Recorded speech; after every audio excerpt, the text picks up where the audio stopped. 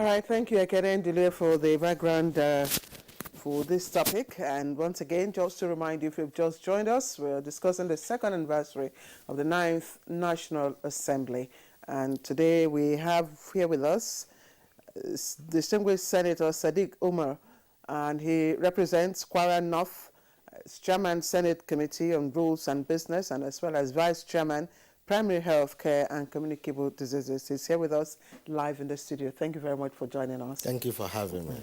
We also have with us to discuss this topic Honorable Leke Abejide, who is the Chairman House Committee on Customs and Excise and is representing the Agba Federal Constituency in Kogi State. Thank you very much for joining us. Thank you for having me, and good morning, viewers. Yes. And also seated with us in the studio is Oke Epia, Executive Director, Order Paper Nigeria. It's a pleasure to have you with us. Thank you. Good morning. All right. All right, gentlemen, once again, I'd like to have you in our studios this morning. Let's begin the conversation with Senator Sadiq Umar. Quite clearly, to even the most casual of observers, you would say that 2 years of the 9th National Assembly have been defined by what happened last year and what's still ongoing, which is the coronavirus pandemic. But there have also been issues of insecurity and economic challenges. How has the Senate, in the 2 years of its 9th convocation, responded to these critical issues as well as others that you may wish to highlight? Thank you very much. You know, from last year to this year has been really challenging for the country. And as legislators who represent the people, we are the most concerned because we feel the heat every minute. COVID-19, we try to, as much as possible, still sit, meet, and then pass laws and motions to be able to respond to COVID-19. And I tell you something, because of the effort of the legislature and the cooperation between the legislature and the executive, the health sector is better today, even with the effect of COVID-19, because we have supported the executive with laws that allowed for resources to be appropriated to the health sector. And today, as I speak, most federal institutions, health institutions, they have more facilities for testing viral infections than it was before COVID-19. So for us in the health committee, those of us in the health committee, the understanding is that this is an opportunity to strengthen the health sector, not just looking at COVID-19 as the only challenge, because there are other challenges. So all the resources appropriated, was focused on strengthening the health system. So with the challenge, the health sector is still better for it. Insecurity, this is the big one that today we are still struggling with. But as a National Assembly, almost everything we do daily in the National Assembly is always focused on what we can do to solve insecurity problem. That's why, for example, out of the 250 motions that was brought to the Senate, where I sit, 26% of all those motions, that's over a quarter, were always on insecurity. And as legislature, the best we can do is, one, to pass laws, bring resolutions to address problems in the country, to make sure we cooperate with the executive as much as possible to be able to solve those problems. That we did very well in the 9th Assembly. Okay, you have taken the aspects, that affect you directly. But let's look at National Assembly in general in 2 years, because that's what we're looking at, the 9th National Assembly in 2 years. And my question will go to Honorable Leke Abejide. In 2 years, against the 15-point agenda from the House of Reps, how would you evaluate in terms of deliverables and approach? Thank you. As the distinguished senator said, the lifespan of this 9th National Assembly was affected by COVID. like about 6 months was taken away from it. But despite this, we have been proactive in all our approaches. You see, when the COVID came, during that COVID, we went into session, and the Speaker of the House of Representatives brought out a bill called Economic Stimulus Bill in order to cushion the effect of the COVID for Nigerians and then companies that were not operating at that time. We have our agenda, we call it Legislative Agenda 2019 to 2023. And then one of the agenda is how to assist the executives to meet up with the January, December budget cycle, which by God's grace we have been able to keep to. We have done it first and second time now. And if not for COVID, the budget execution is supposed to start every 1st January. It was as a result of COVID that the budget was delayed a bit, and it started around March this year, because there was a spillover of 2019 budget to, 2020 budget to 2021. This is what happened to issue of budgeting. Then, issue of bills. There are bills that came from executives that despite that we were in the lockdown period, we went into session. We reduced our meeting into once a week. We started with once a week. After we moved to 2 times a week, while everybody was at home, in order to assist the country, in order not to deviate from our points, the agenda that we have for the House of Representatives. But as it is, we cannot say we have performed excellently well or we have done maybe 100%. But if I'm to rate our performance, I would say we have done at least 60% in our point of view. 60%, Kingsley. That's great. That's a B, I believe. By the way, he's an honorable member as well. Okay. Not elected. I'm not an honorable member of any legislature. I served in the State Executive Council, so that's years ago. Thank you very much, Honorable Leke Abejide. Let's bring in now Mr. Oke Epia, Executive Director of Order Paper Nigeria.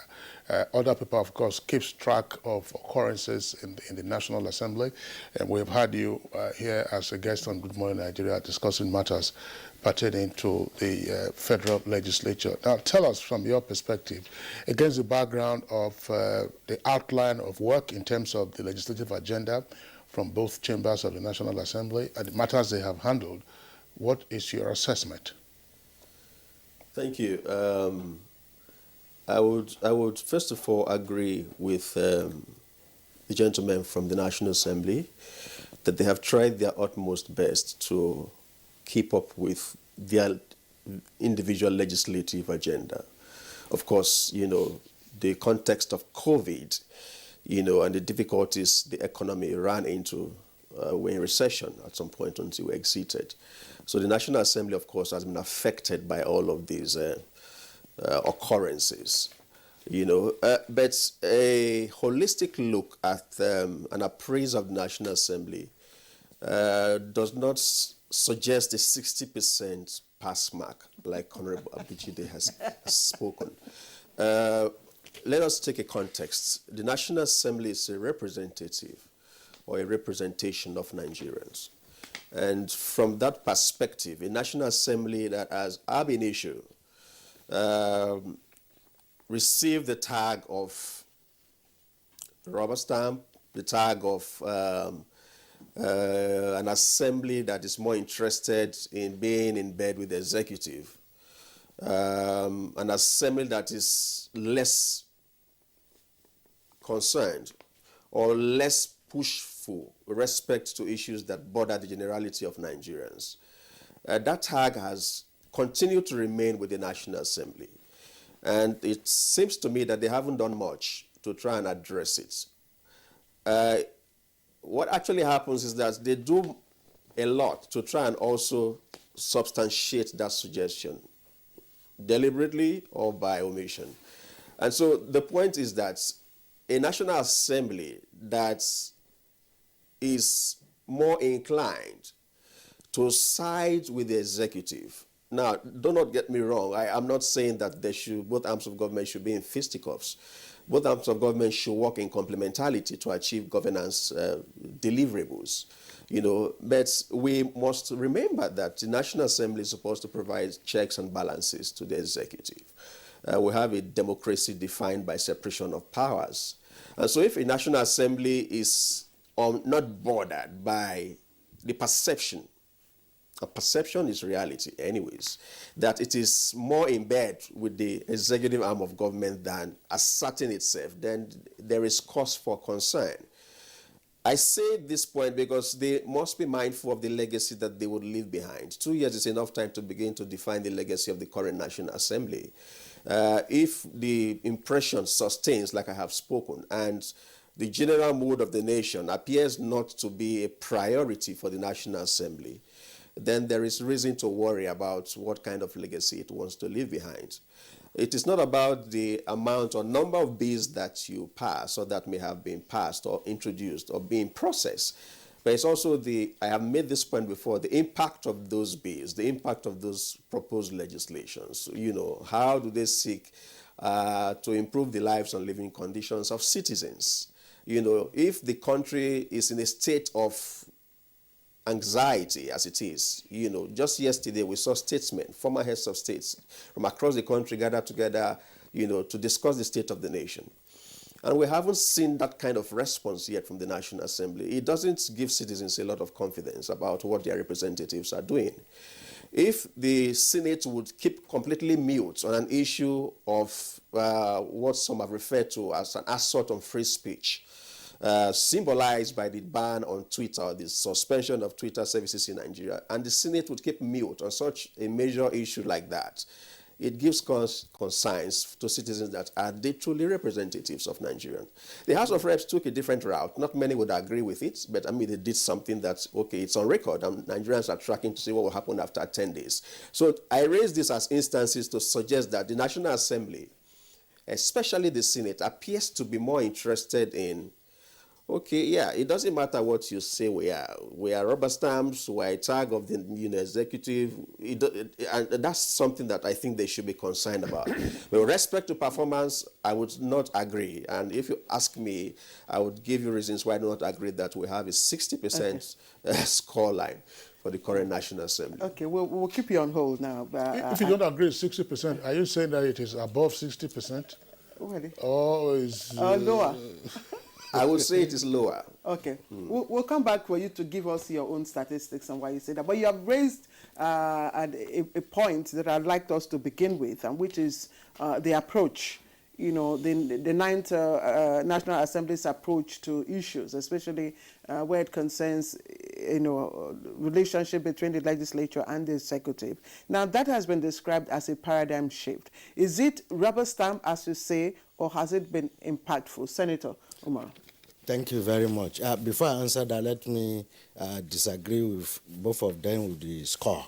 I don't think the National Assembly scored 60%. By my judgment, it's 75%. Well, that's the Honorable's assessment. So Okay. he's entitled to his ratings. Okay, yes, so so you are also entitled to your own excellent. ratings. And I say that because we need to ask ourselves, what's our responsibility? What's the constitutional responsibility of the National Assembly? I was a teacher, and for you to score a student, you need to have, marking scheme. We are asked to make laws. We are asked to do oversight functions. We are asked to give approvals to allow for good governance. If you look at the statistics, 745 bills, almost about 70, both concurrent and the one we passed in the Senate. If you compare that with the global statistics, that's very high. Motions, we brought in motions about 250. And if you look at the statistics of that 250, each of those motions were addressing the challenges the country is facing. And that is why 42% of those motions in the Senate were on the economy of the country. 26% were on security, 6.5% on health, and 4% on education. Our senators brought in motions that affect their people. They have to do that because the people is their bosses. Those are the people that hire and fires them. I'm sure even if you look at the statistics of the House of Representatives, it will be similar. So to allow for that, as far as we are concerned, we have done what we are asked to do. Maybe people assess us on other fronts different from what the Constitution asks us to do. That's the challenge, really, in the country. As far as being rubber stamp is concerned, well, I'm happy, Claire, you kept it in the right perspective. Is it rubber stamp or collaboration and cooperation with the executives? To us, our understanding is that we represent the people, our bosses. Anything we do here should be in their interest only. That is why our ninth legislative agenda did say for us a Senate that works for all Nigerians. How do you do that? The best you can do, apart from making laws for good governance, all the things I've listed, oversight and so on, the next you can do is to cooperate more with the executive to be able to deliver good governance and developmental projects to your people. And that's what we do, and people misunderstand that as rubber stamp. But let me say this. It's not as if it's everything that the executive brings that we agree with, as far as Senate is concerned. Where things are wrong, for example, for confirmations, when they bring it and we think it's not right, we try to correct it from the beginning.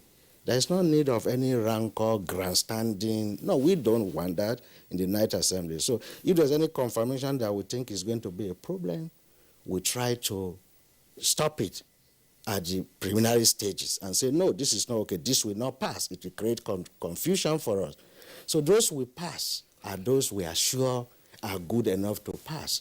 And that's why we pass it. We don't need to grandstand to show that, you know, we are standing up to the executive. We are raising our chest. We think our problems in this country at this time is too much to be grandstanding and be fighting when the people we represent, our bosses, are suffering. So that's the misunderstanding of the concept of rubber stamp in the Ninth Assembly.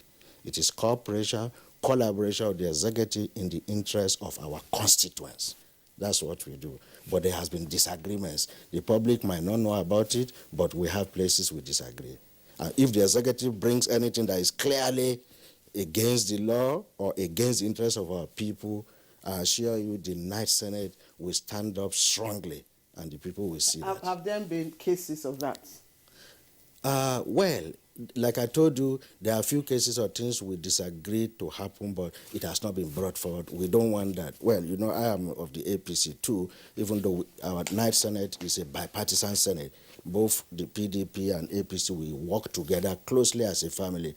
But I tell you something, we also don't want our government to be in disarray, not to be able to deliver what we promise our people. So as much as possible, we are the majority, we try to make sure anything that will be a problem to destabilize the Senate, to interfere with the bipartisan we are enjoying that allows us to be able to deliver swiftly, we try to stop it at least at the leadership level. And we are lucky we have a Senate president who is very experienced, who understands all the games. He has seen all of the what has happened in the National Assembly since 1999. So he brings that experience to bear with other leadership in the Senate, with his colleagues, both in our party and in the opposition, to make sure we stabilize the Senate. The goal is to be productive. What's the objective? Why are we making laws? Why we want things to happen, not to be standing and be, not to be grandstanding. Thank you. All right. Thank you very much, Senator Sadiq Umar. Let's bring in Honorable Leke Abejide. From the perspective of the House of Reps, and listening to what Mr. Uka Ipia referred to as the public perception of the National Assembly being a rubber stamp, is this a misunderstanding of the harmonious working relationship between the executive and the legislature, even though there ought to be checks and balances? Of course, yes. Just like this thing you said, you see, Nigerians should be thankful that this National Assembly is working this way. There's smooth relationship between executives and the legislature. Look at the issue of budget, let me start from there.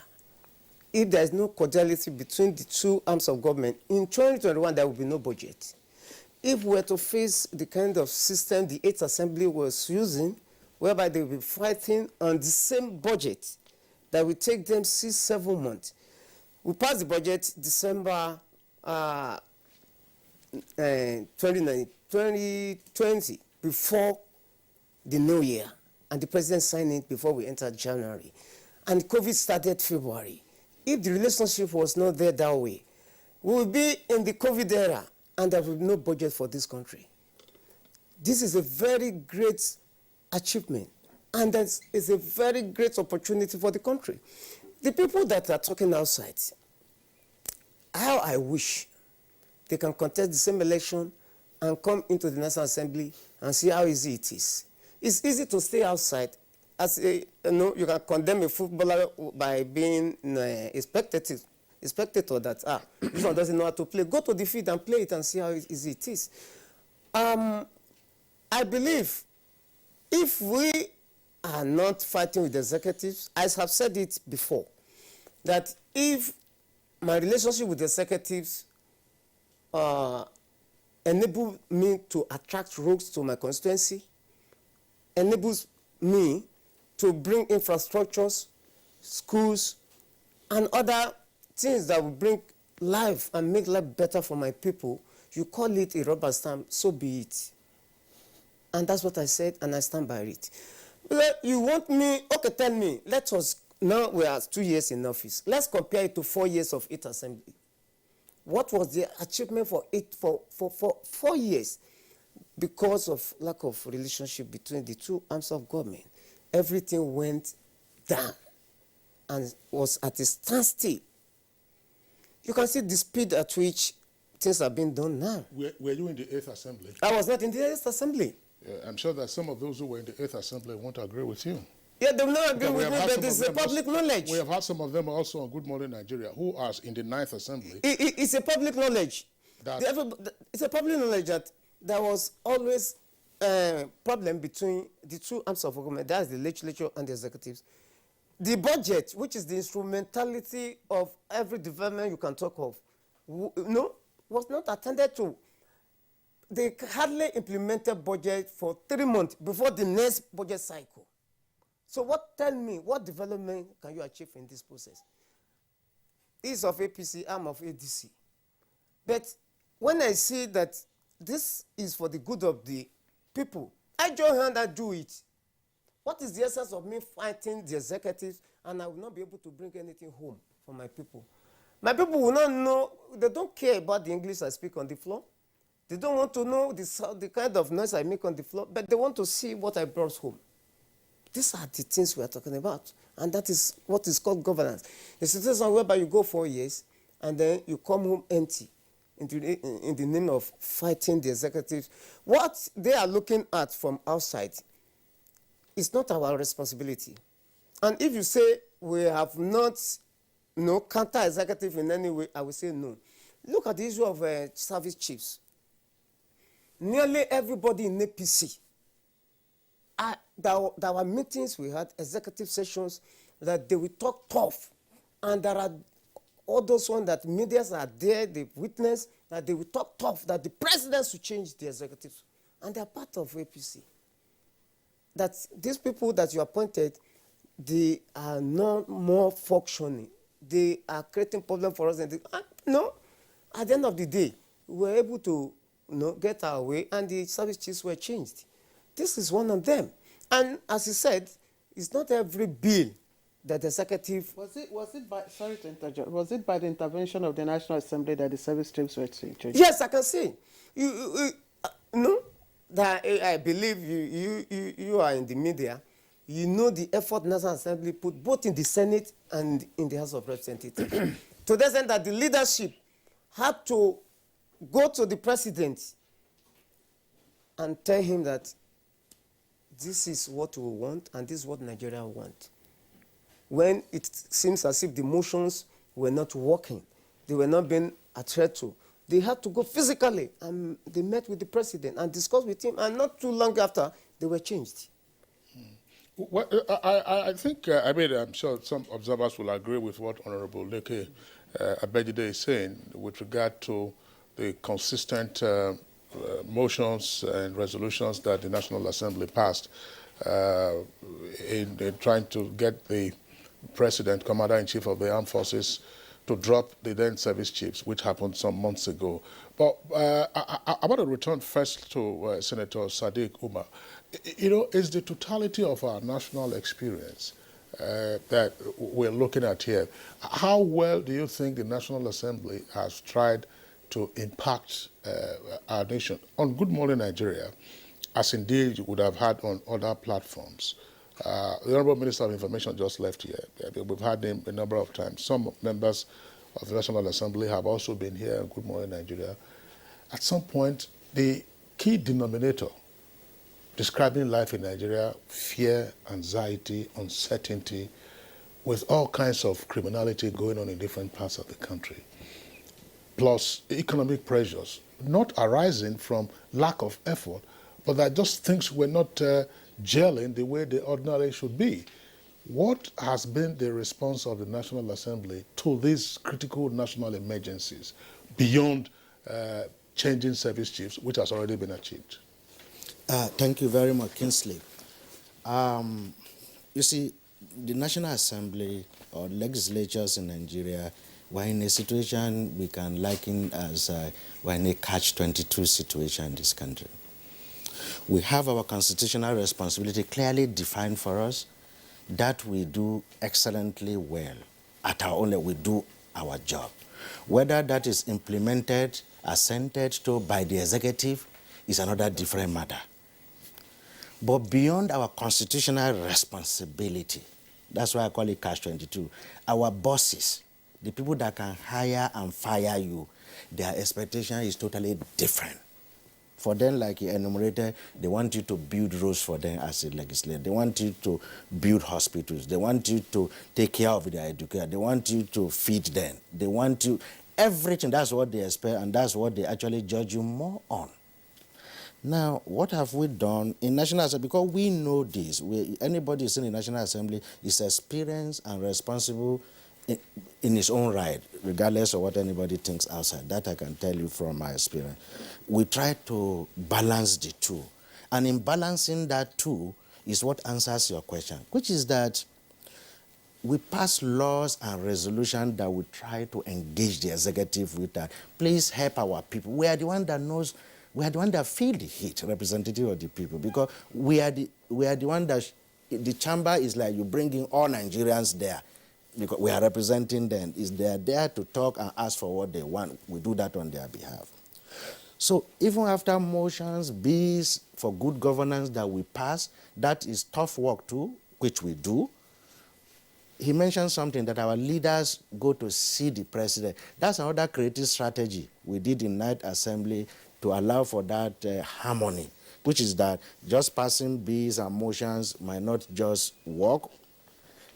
Our leaders also go to meet the executive. This is because a government is a government. There is one single government in this country. Even though it's a separation of power, check and balance, it's just to allow democracy that nobody does what he likes without a control. Or else, we are a single government. The executive, the legislature, the judiciary, it's just one government in Nigeria to govern Nigeria, to help the people of Nigeria to be happy. There should be peace. That's why there is a government. And it's our responsibility all to join hands to achieve that. And that's why we do what we do to maintain this harmony to achieve this result. So after passing bills and motion, I'm answering your question, we try to address, and I've shown you the analysis, whether you look at the bills or the motion, everything we did is always targeting at all the challenges our people have faced: security, economy, health, education. We have done that. After doing that, our leaders try to go and engage the executive to say, look, these are our problems with past motion. Can you ensure this has happened? Can you change it? Can you do that? We do that behind the scene. Then, most importantly, in our individual capacity, because we know we are in a catch-22 situation. If you like, pass 50 motions, like you mentioned, pass all the law, the people will vote you, the real voters, That's not, yeah, a few of them will be happy that, oh, good representation, but that's not what affects them. They want their problems, so you know what? We are the ones that solve these problems most time more than what the real government does. I can tell you that. We are the health solution to our people. We are their economic solution. We are their educational solution. You have to pay school fees. You have to pay house rent. You have to pay hospital fees. Does this speak to the dysfunctionality of the legislature? Okay, Pierre, I'm sorry, Senator, we'll come back to you. I'm asking this question because over the years, we've had this, if you like, misplaced expectation of constituents of their representatives in the legislature at state level as well as at the national level. Okay, Pierre, is this part of what we've been experiencing since 1999, where the constituents will expect lawmakers to perform executive functions, and the lawmakers have persisted with taking on those executive functions with all the consequences around it, and some would then say justification for some of the financial issues that then arise, including how much they earn, which is opaque, and so on and so forth. Yes, unfortunately, the National Assembly or members of the National Assembly have been complicit in maintaining that dysfunction, like you stated, because they have not really done sufficiently enough. They have not done enough to change or to address that expectation. That's, mismanagement of expectations by constituents have remained because the National Assembly, one, continue to deliver on those expectations, and two, are falling short of citizen engagement and citizen enlightenment to know what is it that is the roles of legislators. There are different actors in the space, non-state actors who have taken on these roles like we do at other people. But you don't even see a sense of, okay, look, we appreciate what you do. How do we join hands together to keep, to amplify these things that you do? So you see a National Assembly that is like, okay, we're just okay. Maybe it works with them, in advance setting other interests. Speaking to this functionality of the legislature, let me agree or sympathize with the catch-22 analogy Senator Sadiq used. And I think that it's easier to relate with the difficulties the National Assembly is facing if we advance arguments from that perspective. Because if we continue to push back at public perception to say, look, no, we have done this is what we're supposed to do, it's unhelpful and it can be offensive to what citizens already know. So when I speak advisedly because I understand how these things work, and I also have people I talk to, members in the National Assembly that I speak to in confidence, and they say to me that, look, yes, these are the things, this is the way it is. If we say, and I agree with that strategy, that you have, constructive engagement, a paradigm shift with engaging with the legislature, that's beautiful. I have said it, and I say it again, we are not asking that you should go and be in fisticuffs with the executives. That's not what we want. But what has it amounted to? What is the results? What has it resulted to all of these engagements that you talk about? Now, if you have over 40, about 48 bills or 50 or thereabout that have been assented, that have been passed by this National Assembly, and about 40 of them have not been assented to by the president, what does that speak to? If you have about 69 or 70 resolutions passed on its security in the Senate, and none, I stand to be corrected, has been implemented by the executive, what is the result? What is the essence of that complementarity, of that paradigm shift that you talk about? If you have an economic stimulus bill that is passed by the House of Representatives, after mentioned by Honorable Bejide here, and the bill has remained stuck even within the National Assembly because the Senate has not given concurrence. So it has not even gone to the executive for assent. So what is it that you're talking, even intra-parliamentary, at the intra-parliamentary plane, you do not see that complementarity in practice. So all of this theorizing is fine, but you don't, I am in a position to disagree with you and advance my point like I just did with data and statistics. And I like, again, I must commend the distinguished senator, as chair of the Rules and Business Committee. I like the way he's speaking to facts and, using a more conciliatory approach and using data and statistics from his office, to tell the stories. But, Nigerians are in a hurry to see the results, and you would not blame them. Nigerians have been pushed to the wall. The state of things Nigeria is in a perilous time, to speak, to put it in summary.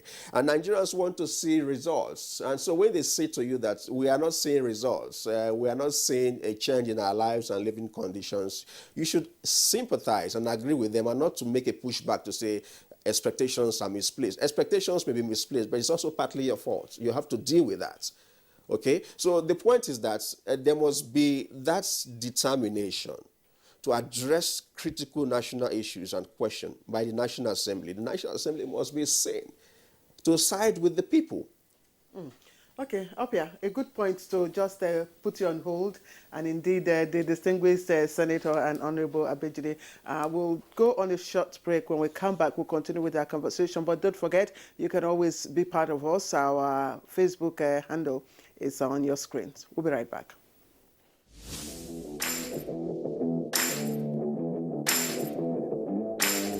The much anticipated UEFA Euro 2021 is finally here. Can Portugal defend the title they won 4 years ago as they face world champions France, Europe giants Germany, Spain, Italy and England?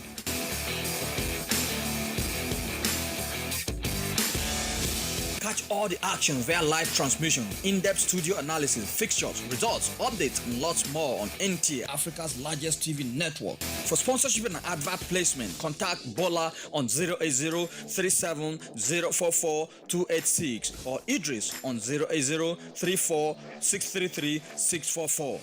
This broadcast is proudly brought to you by NTA in partnership with Media Business Solutions, MBS Sports.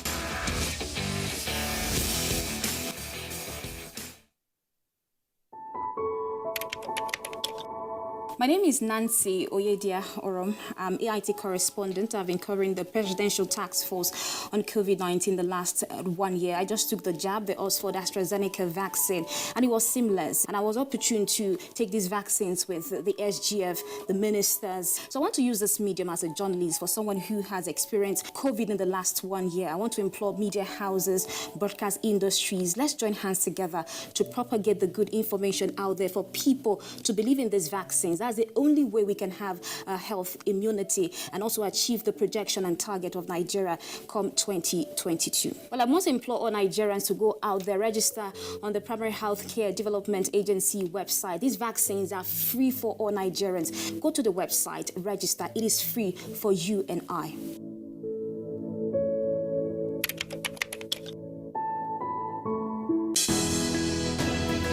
The counsel of our fathers. I will urge and advise our younger generation to use talent and brain to sort out problems, not arms.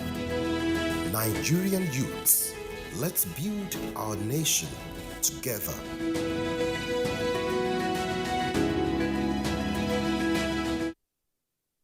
My culture preaches peace. My culture preaches peace. My culture preaches peace. Peace. Peace. Peace. Peace. My culture preaches peace. Even our religion Preaches peace. if our culture preaches peace, remember your culture. Use your voter's card. Vote peacefully And wisely, we are one. This message is from the National Council for Arts and Culture. It's the dawn of a new era on NTA's flagship program, The Sports Parliament, revitalized with lots of varieties, including feedback responses from viewers. Sports Parliament, the weekly sports show that exposes all the intrigues in the Nigerian sports sector and projects an agenda on the way forward for Nigerian sports. On NTA every Thursday at 10:30 p.m., running for 1 whole hour, discussing sports. The parliamentarians are more committed than ever to enlighten the viewers as the Sports Parliament takes it to a whole new level on the floor of the House. Keep a date with the Sports Parliament as motions are moved every Thursday on the floor of the House. Mr. Speaker, with his gavel to harmonize sports resolutions. The House have it.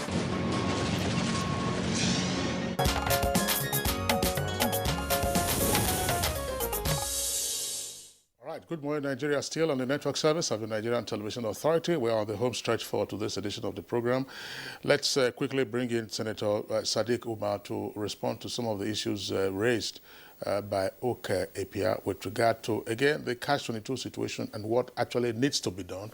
And after that, we'll also take some comments from Honorable Leke Abejide before we begin to get your closing thoughts. Yeah, thank you very much. On pending matters. And thank you, okay. Yeah, okay, there's some germane issues, and they are very, very relevant. However, I need to clarify that with these resolutions, bills that we pass, like it did say that, where is the effect? The truth is that most time, the executive will take those resolutions and implement. But when they implement, they will not come out to announce to everybody that National Assembly leaders have come, they've said it's based on this resolution that we are doing this. They don't do that. And the effect will be there for those who are directly involved. Some people might see, some people might not see. So now, but talking about the challenge of us trying to respond to what the people that hire us want and the reality, it is so difficult in the stage of our development right now. Democracy is not an event, it's a process. And we are just, how many years? If you like, from 1999, you just say 20-something. If you like, from 1960, you still say 50-something years. But we're still a toddler as far as democracy is concerned. The journey is still very, very far. Until we get to such a point that both the voters and citizens generally are involved in the democratic process, where the elite everywhere are interested in democracy, they are participating, everyone is going to his village to talk to the people. It's not me who will be explaining to my constituent that, look, understand with me, this is not my job. No, it's citizens to do that. It's part of the responsibility of civil society and so. And they have to participate in that system. They have to go back to the community to mobilize, and the people will get to understand the game better. But if you do that, they will not understand until they see the result. And part of the result is, for example, the Appropriation Act. Let budget work for everybody and get to every community in the country. Then the people will see impact and the pressure will be less unrepresentative. But right now, I tell you something, even in some of my local government, the 2021 budget or 2022 budget that has been produced from the ministry, there might be no any significant money in those local government I represent. Without National Assembly member, there will be probably no federal presence in our area. Okay. So until we do all of that, then the people can start to understand from our perspective. One other important, yearning of Nigerians is the electoral reform. Electoral reform. For a long time, Nigerians have been asking, for the National Assembly to, intervene in this area. We haven't seen anything from the National Assembly with regards to that. Also, except recently that the President of the Senate has given assurance that the PIB, will be passed by the end. But these are two bills that, the Ninth Assembly, has refused to work on. Is it for me? Yes, it's for you. Okay, I will just come to that. Before I come to that, let me also respond a little, maybe just like a second. In Nigeria,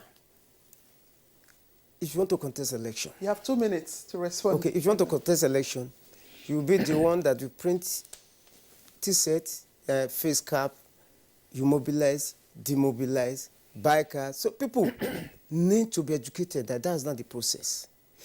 And then they believe that where you are going is money you are going to get.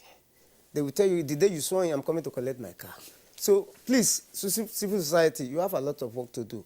So let me come to the issue of the bills we are talking about. Somebody was asking, I was watching Politics Today on channels, that the chairman in the Senate promised that whenever he comes on air this month, he's going to tell them that the bill has been passed. So, and they were asking him, where is the bill? And he told them that they are still working on it, and I believe Nigerians know that. Me, I'm interested in the bill to be passed because it will help our electoral processes. And like the PIB, it will open up the sector. People will be able to participate, not like now. So everybody is interested. It's only that it takes process, and there are a lot of interest. Some interest beyond National Assembly. So it takes time for us to be able to aggregate all this together. But I believe, as the senator said when I watched him, by August, Nigerians will expect good news. Or let's say before the end of the year, because they asked for definite time too. Just like what you're asking me, the definite time. He could not give definite time, and I, standing here, sitting down here, I will not be able to give definite time, but I know definitely that bill will be passed. Yeah. I was just wondering. Okay, Pierre. Pierre. On these two pending issues, there are several others. Electoral reform before the 2023 elections, and then PIB in particular, which you have also handled very well. Is it a question largely of filibustering or more lack of appreciation of the exigencies around these two major bills? Let's take the petroleum industry bill, for instance. Well, I think it may be both, and it may even be three of them, adding the one that Honorable Bejides spoke about, political forces, certain forces, but these are excuses, right? We want a nation that works. Nigeria is in a hurry to get away from this mess that we're all in. And if there are critical pieces of legislation that have been stuck in Parliament for long enough, for this long, it doesn't allow for excuses anymore. We have had timelines. The President of the Senate has said the electoral bill will be passed. He has given 2 timelines at least that I know of. And then he refers to what the chairman of the committee speaks about on TV. No, let that bill be passed. If that bill is passed, I assure you, Honorable, you won't have to spend much money you're talking about. You may not, during campaigns, printing face caps and T-shirts, because that bill contains very salient reform proposals that will enable us, it even has provisions for campaign financing. So why are you sitting there and you are not getting that bill passed? That's the question. So it's up to you. Okay. The same thing for the petroleum industry bill. We are in a hurry to have that bill passed because it will reform the entire petroleum industry and, indeed the entire economy, because that the economy is resting on petroleum sector, where you have over 60% of revenues coming in, and over 90% or thereabout of our foreign exchange. So why do you not want to fix that sector in a hurry? What is the difficulty? So there are clearly no excuses, and let me just, before I go, make this point about what this distinguished senator said about some of these resolutions being implemented. That's good news. That's cool stuff. I like it. But we should be told. It should be in the public domain. For God's sake, you have a committee on legislative compliance in the Senate. You also have one in the House of Representatives. So if the executive will not come to the public to say that we have implemented these resolutions, what are those committees doing? Good. Okay, thank you. Distinguished Senator, you have the last word. So why are these bills not getting the attention of the National Assembly? Thank you very much. Urgent attention. Yes, I'm lucky that I'm the chairman of Rules and Business in Senate. I'm a member of INEC. I'm a member of Petroleum. I'm a member of Constitutional Review Committee, all the 3 issues. I tell you something, they are not stuck. Work is going on. We have sleepless night. I read, we have committee meeting, we go for retreat. That's what we've been doing. But this time around, we want those bills to pass. We don't want it to go the way it has gone before. That is why all stakeholders, all the interest is talking about. That's what legislation making is about. You need to involve everybody. We are doing all of that to make sure this is neat and clean, including the executive.